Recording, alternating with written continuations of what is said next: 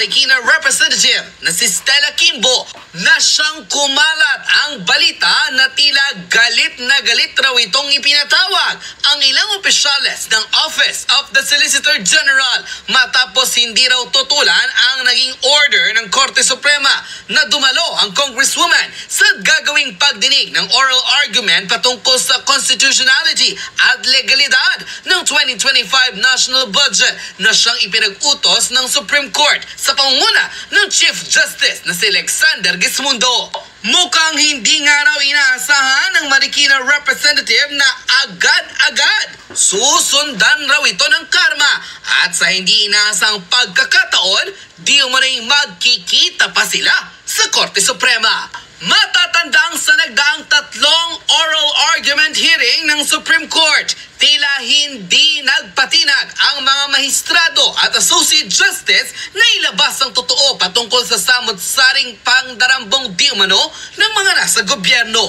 Isa na raw dito at tiyak mga ngatog raw sa kaba ang kongresista na si Stella na siyang tila pinag-iinitan ngayon ng maraming netizen at tinawag pang matigas ng muka nang ipatawag ang ilang opisyales ng Office of the Solicitor General at tila questionin kung bakit hindi raw tinabla ang utos ng korte na ipatawag ito sa oral argument na mangyayari sa April 1, 2 and 3. Ngayon pa lamang ay tila sinuportahan agad ng taong bayan ang naging calling na ito ng Supreme Court kung saan kahit ano raw gawing pagdedemand ni Stella Kimbo, huwag na huwag papayagang hindi dumalo sa nasabing pagpupulong dahil dito raw malalaman ng taong bayan kung ang kongresista raw ba ay tunay na may tinatago.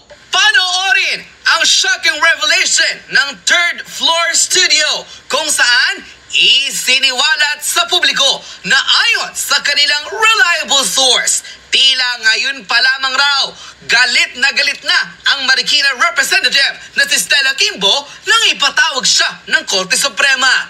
Marikina Representative, tinawag na makapal ang mukha matapos pagalitan ang ilang opisyales ng Solicitor General matapos hindi tutulan ang pagpapatawag sa kanya ng Korte Suprema. Teacher Stella, magsasakit-sakitan nga raw ba para hindi dumalo sa nasabing oral argument na mangyayari sa susunod na buwan?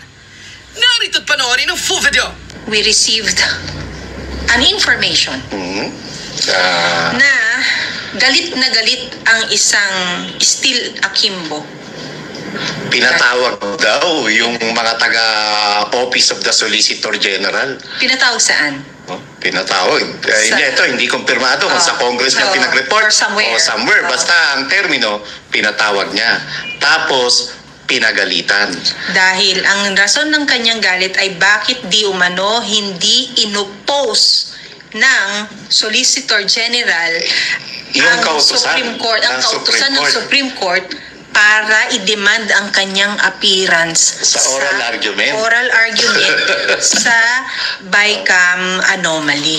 Congressman ka, papagalitan mo yung abogado ng gobyerno. Yes. Diba? Ang kapal ng mukha mo, Stella Kimbo. And kaya yung ibang tao ngayon sa Solgen office, hindi ko sinasabi doon na source, medyo dismayado ngayon na bakit mo sila papagalitan. Kung wala kang tinatago, Stella Kimbo, hindi ka dapat matakot na humarap sa April 1, April 2, at saka April 3 na oral argument sa Supreme Court sa Baguio City. Ito patanong lang naming itotono.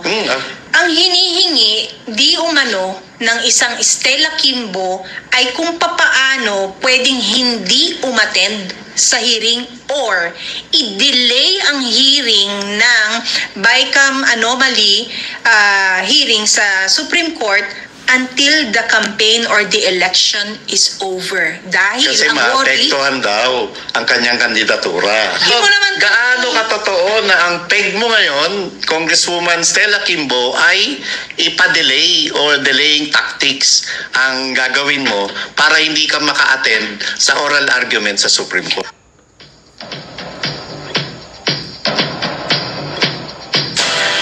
Coming from this topic na, alam mo yun, nakaka-high blood, punta tayo sa topic na nakakagalit. Mismo. Bago kami nagsimula at iniba ang aming titulo, 20 minutes ago, we received an information na galit ang isang Steel Akimbo. Pinatawag daw yung mga taga-Office of the Solicitor General. Pinatawag saan? Pinatawag. Hindi kumpirmado kung sa Congress na pinag-report. Or somewhere. Somewhere. Basta ang termino, pinatawag niya. Tapos, pinagalitan. Dahil ang rason ng kanyang galit ay bakit di umano hindi inopose ng Solicitor General Yung ang kautusan Supreme Court, ang ng kautusan ng Supreme Supreme Court para i-demand ang kanyang appearance Sa oral argument. sa BICAM anomaly. And tama, very timely yung pagtawag ng informante natin. Kasi kanina po, mga around bandang hapon, alas 4, alas 5, naglabas naman ng istorya ang Philippine News Agency na isang government arm kung saan ay may inihahing may inihahing panukala ang Office of the Solicitor General sa Supreme Court na pinapabasura na yung inihahing petisyon nila Attorney Vic Rodriguez dahil kulang daw ito sa Ano yan? Pinapabasura? Oo, Pam.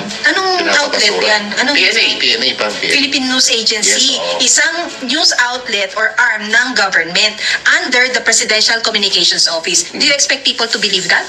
Pero hindi, ang ina-attribute lang nila yung istorya doon sa inihain ng doon sa kahilingan ng Office of Solicitor General sa Supreme Court na ipasura. So why don't you, if it lacks substance, Marlon, or evidences, Fatal procedural defects and for utter lack of merit. hindi pa nga dinidinig, meron na kayong Kaya nga sinasabi ko nga, this was posted 3 hours ago Kaya ako sinasabi na medyo timely yung nakuha nating impormasyon. Kasi baka ito na yung sagot ng Solgen dahil baka nga napagalitan sila. Resulta. And medyo daring yun Congressman ka, papagalitan mo yung abogado ng gobyerno. Yes. Diba? Ang Medyo kapal ng mukha mo, Stella Kimbo. And kaya yung ibang tao ngayon sa Solgen office hindi ko sinasabi doon ng source medyo dismayado ngayon na bakit mo sila papagalitan. Kung wala kang tinatago, Stella Kimbo, hindi ka dapat matakot na humarap sa April 1, April 2 at saka April 3 na oral argument sa Supreme Court sa Baguio City. Ito patanong lang naming itotono.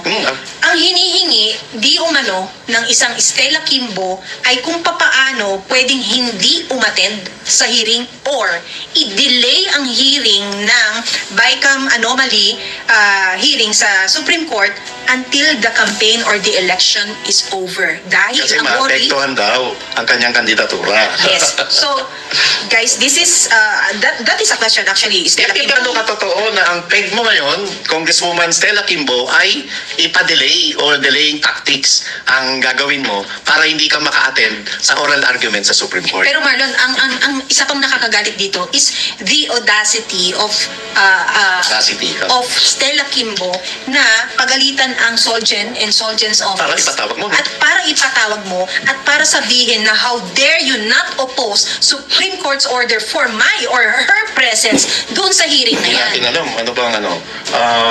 dadaan ba ang budget ng ng Office of the Solicitor General sa APRO?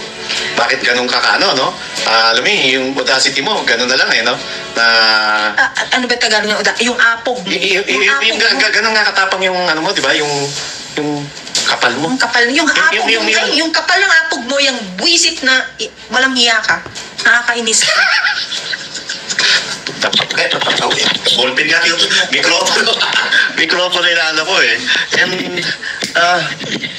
ano kaya ano kaya ang gagawin ng Supreme Court sakaling hindi dumating ang isang Congresswoman Stella Kimbo at etong Office of the Solicitor General, ngayon kayo magpapahil na ibasura yung inihaing petisyon, naka-scheduled na nga ang oral argument. So, hindi Marlon, ang isa pang argument actually is, yung hindi pa dinidinig, meron na kayong meron na kayong pag-i-impose na ito, this lacks merit and process something. Kailangan magsalita ang marami, Marlon, dahil lahat gagawin nila, mapigilan lang ang grupo ng Attorney Vic Rodriguez at Congressman Sid Ungab na sumalang dyan at i-expose ang katotohanan. Alam mo yun, Marlon, kasi very specific ang Supreme Court na ipinatawag ang isang Stella Kimbo And ako maiintindihan ko bakit ngayon nangangatal at talagang umuusok ang puwet nitong si Stella Kimbo, Marlon. Dahil kung ganyan na, ganito palang kaaga ay nagpapakita na siya ng takot at ganito palang kaaga ay meron na siyang mga ganyang, alam mo yun, may mga ganyan na siyang arrangement na pwede bang ma-delay, pwede bang ganito, pwede bang ganyan.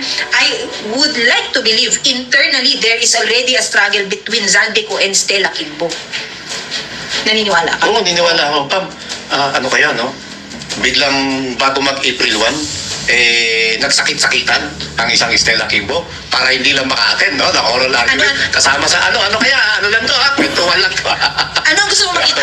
Neck brace or wheelchair? Di ba? Para lang hindi siya maka-attend dyan. And alam mo, Stella Dapat meron Kimbo. na tong ano. Alam mo, Stella Kimbo, kahit naman, although napaka-importante umatin ka dyan, wag lang yung pagpunta mo rin ng katakutan mo. Ang katakutan mo rin yung sasabihin ng mga miyembro ng technical working group Yan! ng Kongreso. Malamang dyan siya sumabit, Diba? Marlon. Ngayon, ala ka naman, lahat kayo, ikaw may sakit, pati ba naman TWG member, may sakit din. Alam mo, Tingnan dapat natin, ito may diba? HDO tomorrow. Yeah. Meron Hold departure order, dapat no? meron tong hold departure order. Wait. Yes, there is this news na nagagalit ang isang Stella Kimbo. Pinatawag niya ang Solgen's office sa not confirmed kung sa HOR mismo. And ang question niya is bakit hindi inopose ng Solicitor General's Office ang pagdidemand ng presence niya sa Supreme Court at yung kanyang pakiusap na kung pwede daw itong i-delay until after the election para hindi maapektuhan ng kanyang kandidatura. Ngayon, kung hindi totoo to, Stella Kimbo, magpakita ka sa April 1. Yes. Magpakita ka sa April 2 at magpakita ka sa April 3. And patunayan mo na yung BICAM report ay walang blanco at hindi mo talaga pinapirmahan lang o pinalagyan lang ng amount yung mga blankong yun sa mga technical working group members. Bakit nawawala yung report ng overall savings? Dapat nakikita po natin yon dito sa Kongreso. Kasi savings po yan na hindi na po alam ng Kongreso kung saan napupunta. So, Madam Speaker, paano nga pag yung naibalik? Paano kung walang pera yung gobyerno? What happens now?